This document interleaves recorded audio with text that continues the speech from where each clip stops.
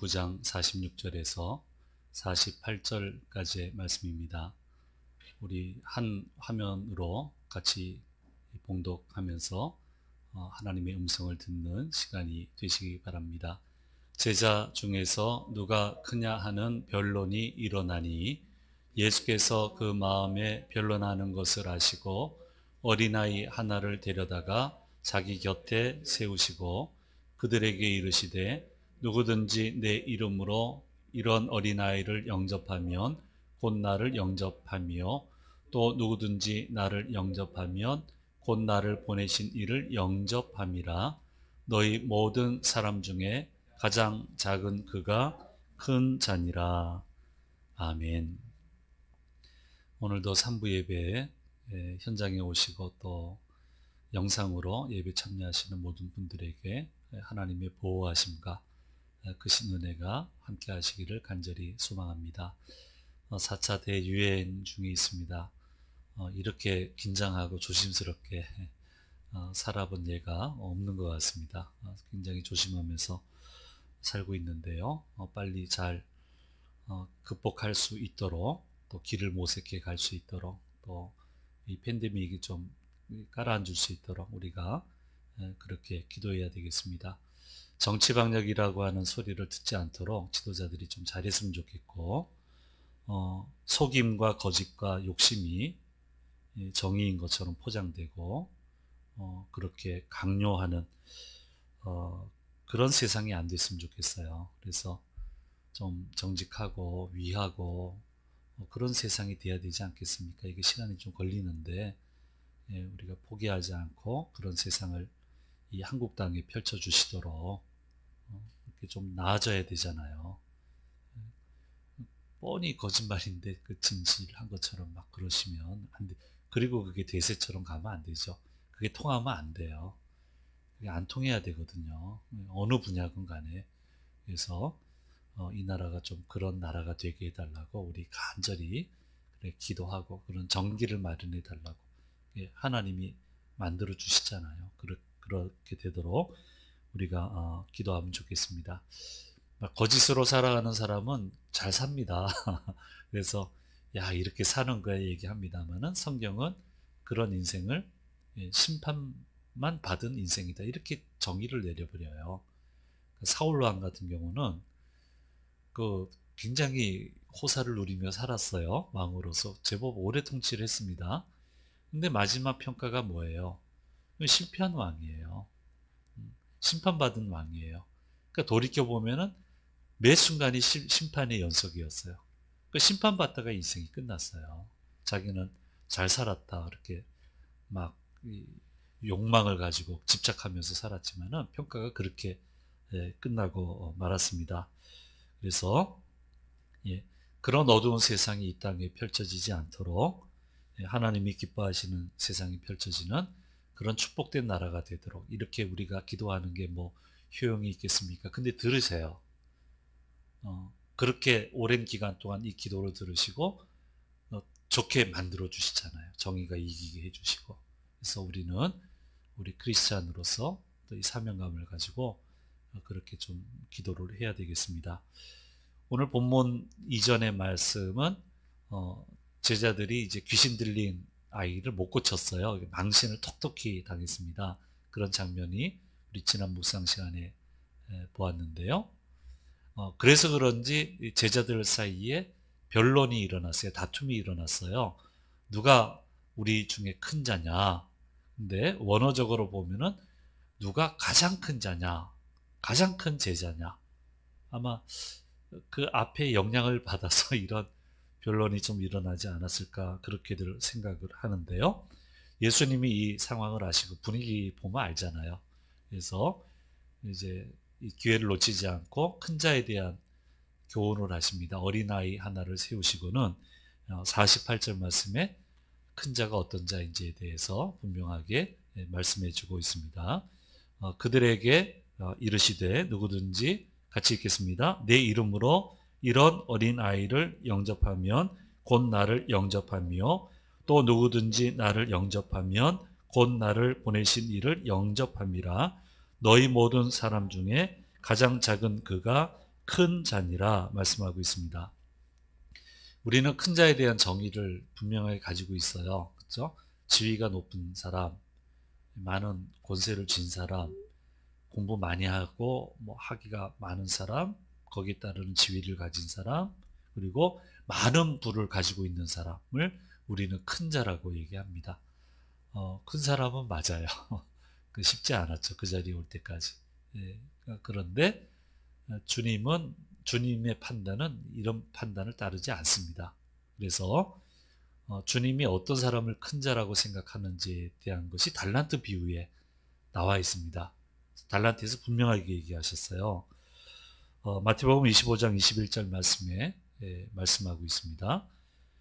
같이 읽겠습니다. 그 주인이 이르되 잘하였도다 착하고 충성된 종아 내가 적은 일에 충성하였음에 내가 많은 것을 내게 맡기리니 내 주인의 즐거움에 참여할지어다 하고, 그러니까 주님이 크다고 인정하시는 인생은 착하고 충성된 종입니다. 뭐 큰 것도 큰 건데 주님하고 멀리 떨어져서 큰 사람이 된 사람들 많이 나오잖아요. 성경에도. 그러니까 주님이 크다라는 평가는 착하고 충성된 종인데 맡겨진 일에 충성을 다해서 주인 대신 주님이 원하시는 결과물을 드리는 사람을 착하고 충성된 종, 그 사람이 큰 자다 이렇게 분명하게 평가를 해 주시고 있습니다.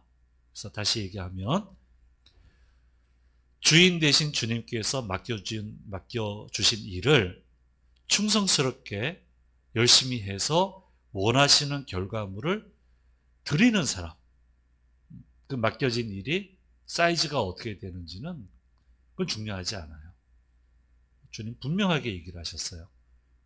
그래서 그런 사람이 큰 자다라고 하는 것을 말씀해 주시고 있는 겁니다. 아주 오래전에 제법 됐습니다. 엊그제 같은데 PNG라고 얘기합니다. 파푸아뉴기니를 제가 다녀왔는데요. 선교지 많이 다니고 프로젝트를 했기 때문에요. 사진 좀 그냥 놔둬보세요.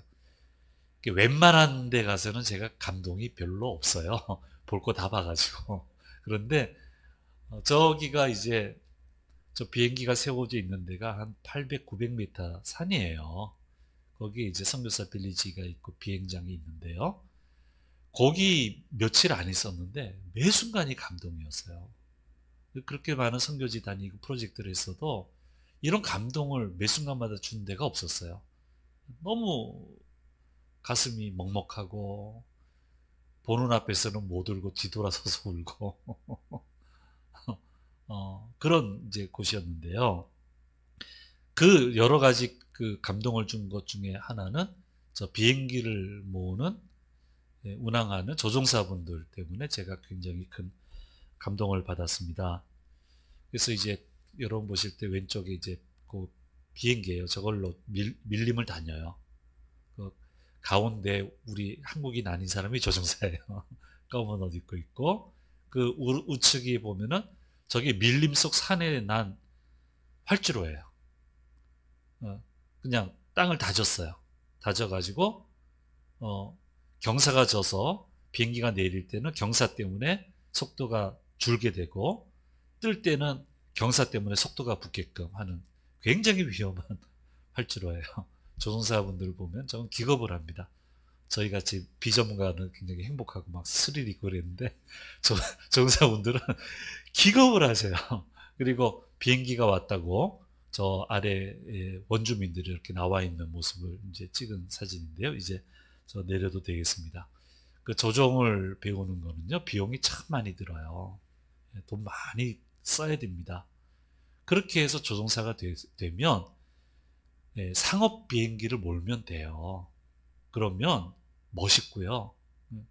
그 다음에 수입도 괜찮아요. 아주 상류층은 못 살아도 중상류 정도의 삶은 너끈히 살 수 있거든요. 그런데 저기 와서 봉사하고 있는 거예요. 근데 저 비행기 기름값을 누가 대주는 게 아니기 때문에 선교사님들이 저기 본부에 있다가 자기 맡은 부족으로 갈 때는 비행기 타고 가야 되는데 기름값을 내야 돼요. 근데 선교사님들 재정적으로 여유가 없으니까 기름값을 좀 절약해 주려고 평소에 뭘 하냐면은 커피 나르는 일이에요.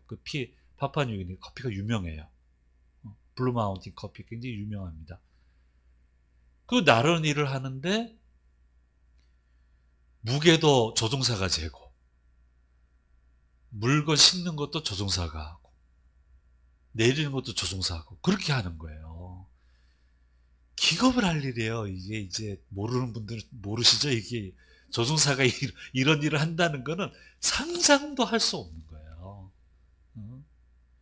이런 일을 한다는 거는 한 번도 생각해 보지 못했어요, 조종사분들이. 근데 그걸 하고 있는 거예요. 그리고 인생을 보냅니다. 저 정도 연령이 있으니까. 일생을 거기서 보내요. 먹먹한 거예요.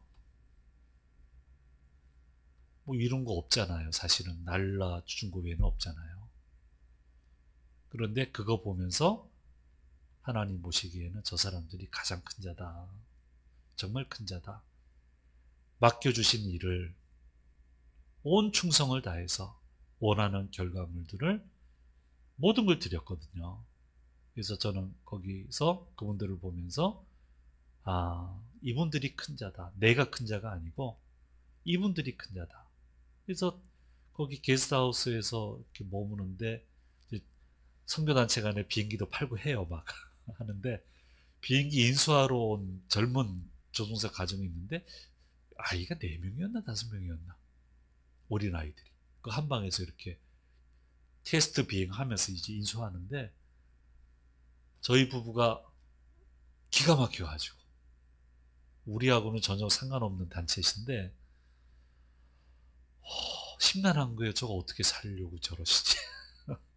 미국 선교사님은 그래도 그 후원 약정이 어느 정도 레벨이 좀 높아요. 그래도 워낙 물가가 높으니까.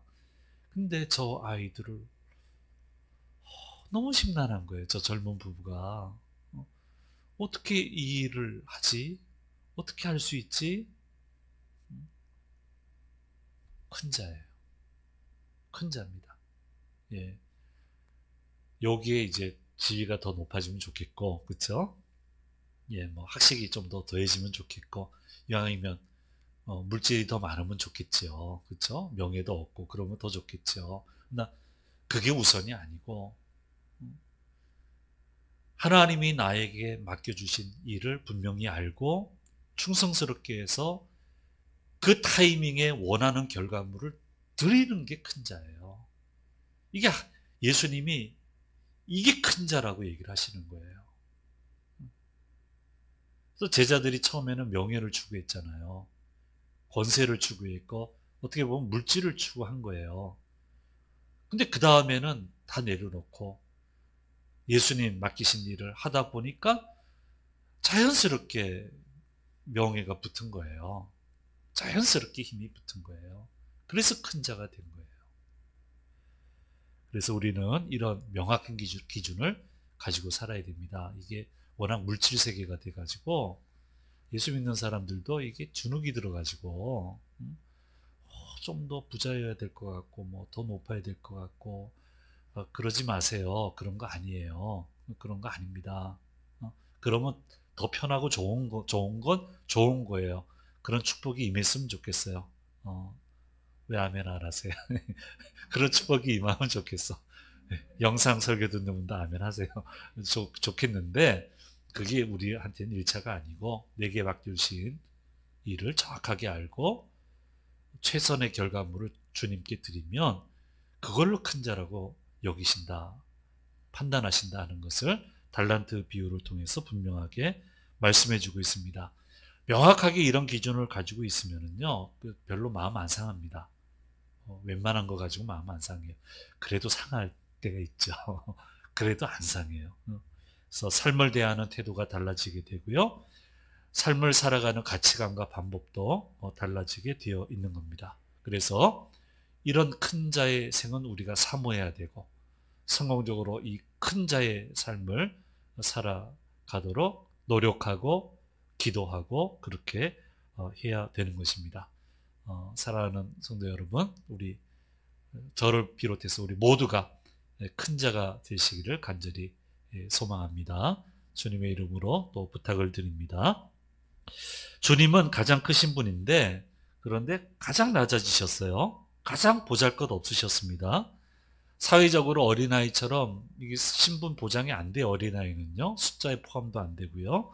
그런 존재인데 예수님은 그런 존재, 그런 수준으로 내려와서 그렇게 대우를 받으셨습니다. 그러나 주님은 겸손한 자세와 착한 마음으로 천진난만한 믿음의 길을 걸어가셨고 그 누구도 이루지 못한 구원을 이루시고 만왕의 왕이 되셨습니다.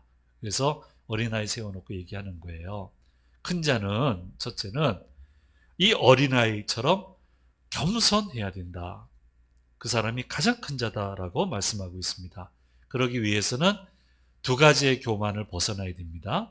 자기 자신의 현재 기준보다 자신을 더 높이 생각해서 남의 말을 듣지 않는 교만에서 벗어나야 되고, 두 번째 교만은 현재 자기 자신의 그 현재 수준에서 훨씬 낮게 자기를 그렇게 평가절하해서 그런 사람도 다른 사람 말을 안 들어요.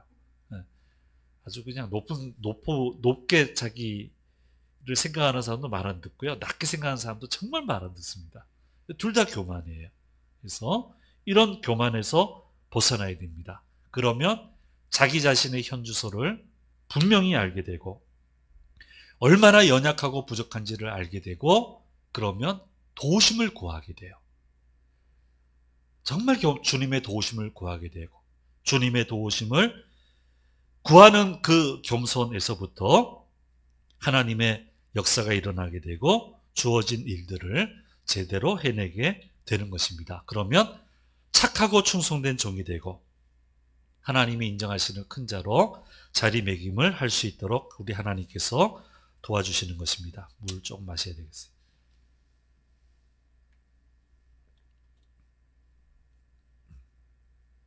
저는 감사하게도 사회적으로 저명하신 교계 쪽에 저명하신 분들을 제법 많이 만나 뵙고 또 가까이서 이렇게 또 기간을 보낼 수 있는 기회도 얻어봤습니다. 근데 그 중에서는 인상 깊은 분은 나는 교만이 제일 무섭다라고 말씀을 저한테 둘이 있을 때 하시더라고요. 교만이 제일 무섭다고. 그래서 자기 자신만의 안전장치를 두셨더라고요. 그래서 이 안전장치를 두고 이렇게 한다고 나는 교만이 제일 무섭다라고 하는 분도 만나봤고요. 딱 한 번 그렇게 저한테 얘기하셨어요. 또 저명한 분들은 열이면 열다 인의 장막으로 겹쳐져 방벽이 서 있어요. 예, 그분한테 다가가려면 몇 단계를 거쳐가야 되는지 몰라요. 그런데 그 관문을 다 통과하고 나서 그분과 개인적으로 남게 되면 제가 놀랐던 것은 겸손해요. 평상시에는 이렇게 가까이서 말도 못 섞어요. 안 하셔도 못해요. 인의 장벽이 있으니까. 근데 둘이 남게 되면 너무너무 겸손한 거예요. 소탈하시고 어린 사람을 예우하시고 깜짝 놀랐어요. 그래서 이 예에서 벗어나신 분을 보지 못했어요. 그러니까 하나님이 쓰시는구나. 그 다음에 또 하나는 부담감을 가지고 계시더라고요. 나 별로 잘난 거 없는데 왜 이렇게 큰 걸 맡기셨을까라고 하는 부담감. 그래서 어떻게 하든 자신에게 맡겨진 일을 한번 해보려고 하는 그런 그 쫓기는 마음. 그게 정확하겠네요. 쫓기시더라고요. 부담감을 가지고. 그래서 어떻게 하든 일을 해보려고 풀어가보려고 도전을 해보려고 그렇게 노력을 하고 자기 자신을 채찍질하는 모습을 볼 수 있었습니다. 이게 큰 축복이죠. 그 가까이서 볼 수 있었다는 게. 그래서 하나님이 이분들을 써주시는 거구나라는 그런 생각을 해보았습니다. 우리의 목표는 큰 자가 되는 게 맞고요. 착하고 충성된 종이 되는 게 맞습니다. 부름을 받아서 그런 일을 하는 게 맞습니다. 그렇게 되기 위해서는 정말 자기 자신의 현 주소를 깨달아 비하도 하지 말고 높이 생각하지도 말고 현실 그대로 겸손하게 현실 그대로 자기를 보면 안 겸손할 수가 없죠. 겸손해야 주의 도우심을 구하게 되고요. 그때부터 제대로 일을 할 수 있게 된다. 그래서 가장 큰 자는 이 어린아이처럼 자기를 낮추는 자다. 그렇게 말씀을 하셨습니다. 두 번째로 가장 큰 자가 되기 위해서는 천진난만하게 신뢰하는 믿음의 사람이 되어야 된다라고 하는 것을 어린아이를 통해서 얘기를 하고 있습니다. 제가 이 부분을 설명할 때는 꼭 이 예를 듭니다. 지금은 그렇게 하면 뭐 인권 침해다 막 할 텐데요.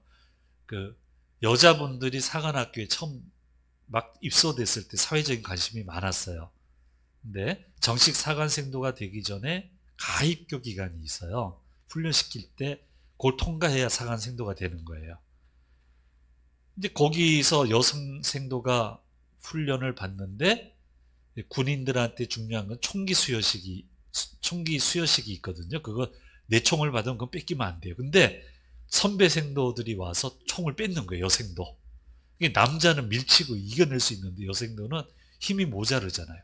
근데 뺏기면 큰일 나요. 그러니까 그 다음부터는 아예 총을 잡고 안 놓는 거예요. 선배를 끌고 갈 수는 없고 그걸 안 놓는 거예요. 그래서 선배가 끄는 대로 끌려가는 거예요. 이리 끌려가고 저리 끌려가고 뭐 끌어봤자 뭐 어디로 가겠어. 거기서 거기지 뭐. 그렇게 총을 안 뺏기고 그 위기를 넘어가는 순간을 보면서 천진난만한 믿음을 얘기할 때는 제가 이 예를 꼭 들고 있습니다. 예, 내가 생각지도 않았는데 이리저리 끌려다닐 때가 있습니다. 그래도 핸들을 쥐고 계시는 분은 하나님이시라고 하는 믿음을 가지고 뭐 이리 끌면 이리 끌려가고 저리 끌면 저리 끌려가고 안 놓으면 돼요. 안 놓으면 돼요. 그러면 제자리에 갖다 놓으세요. 그리고는 그 다음 스테이지를 여세요. 그 다음 단계를 여세요. 이게 어린아이예요. 이런 믿음이 돼야 된다.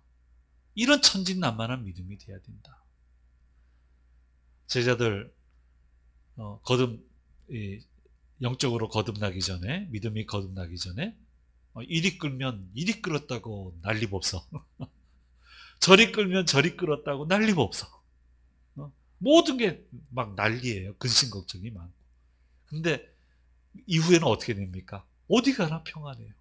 뭐 이리 끌면 뭐 이리 끌려가고 저리 끌면 저리 끌려가고 감옥 가면 감옥 가고 아니면 아니고 얼마나 평안해요. 얼마나 천진난만해요. 그러니까 하나님이 막 천사도 보내고 난리가 나잖아요. 하늘이 막 움직이잖아요. 그렇게 하고 나서는 그 다음 스테이지가 열리잖아요. 얼마나 열립니까? 그래서 주님이 중요한 교훈을 하시는 거예요. 가장 큰 자는 어린아이가 돼야 된다. 어린아이처럼 자기를 낮추는 자, 천진난만한 자, 겸손한 자가 되어야 된다라고 하는 것을 말씀해주고 있습니다. 사랑하는 여러분, 오늘 저와 여러분을 주님은 큰 자로 부르셨습니다. 분명히 정의를 가지고 있어야 됩니다. 분명한 정의를. 주님이 말씀하신 큰 자는 내게 맡겨주신 책무를 정확하게 알고 온 힘을 다해서 수고해서 주님이 원하시는 결과물을 드리는 사람이에요. 그게 세상적으로 볼 때 크든 작든 양이 많든 적든 그건 중요하지 않아요. 산골짜기에서 일생을 보내는데요. 그 앞에 아무 말 못하겠더라고요. 그 고급 인력이. 그렇게 많은 돈을 들여서 자격증을 얻은 사람이. 그 앞에서 무슨 말을 하겠어요? 내가 하나님 앞에 가서 이 양반보다 내가 잘 살았습니다 말을 하겠냐고요, 내가. 아이고, 나는 이 사람 헌신한 거에 비하면 나는 말 못하겠습니다. 그 이상 말 못할 것 같아요. 그래서 좀 짓눌리지 말고 세상에 좀 가치관이 성경적인 가치관이 좀 훼손되지 말고, 주님은 우리가 큰 자가 되기 원해요. 정말 크게 살기를 원하세요. 그래서 이걸 우리가 좀 잘 기억을 해서 정말 멋있는 큰 자의 삶을 평생 동안 살아가는 우리 모두가 되어야 될 것입니다. 기도하겠습니다. 은혜로우신 아버지 하나님 감사합니다. 가장 큰 자가 어떤 자인가에 대한 주님의 주시는 말씀을 들었습니다. 큰 자 되게 하여 주옵소서. 착하고 충성된 종이 되도록 허락하여 주옵소서.